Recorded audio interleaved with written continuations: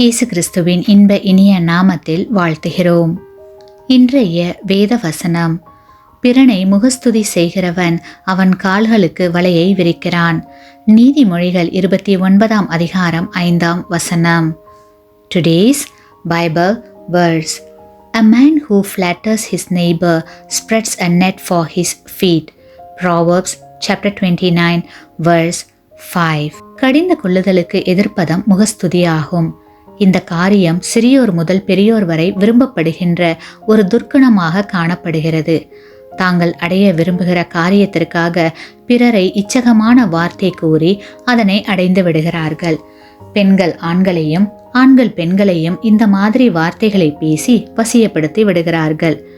வேதாகமத்தில் சாலமோன் ஞானி தன் நாவினால் முகஸ்துதி பேசுகிறவனை பார்க்கிலும் கடிந்து கொள்ளுகிறவன் முடிவில் அங்கீகாரம் பெறுவான் என்று கூறுகிறார். கிறிஸ்துவுக்குள் பிரியமானவர்களே, உங்களுடைய வாழ்க்கையை பாழாக்குகிறவர்களிடத்தில் கவனமாய் இருங்கள். ஏனெனில் வேத பிரமாணத்தை விட்டு விலகுகிறவர்கள் துன்மார்க்கரை புகழ்கிறார்கள். வேத பிரமாணத்தை கை கொள்ளுகிறவர்களோ அவர்களோடே போராடுகிறார்கள் என்று கூறப்பட்டிருக்கிறது. ஆகையால் இன்று முதல் உங்களுடைய குடும்பத்திலோ பள்ளியிலோ கல்லூரியிலோ அல்லது வேலை செய்யும் இடத்திலோ பிறரை முகஸ்துதி செய்கிறவர்களாய் இல்லாமல் தேவனுக்கு பிரியமான வழியில் நடவுங்கள். ஆமேன்.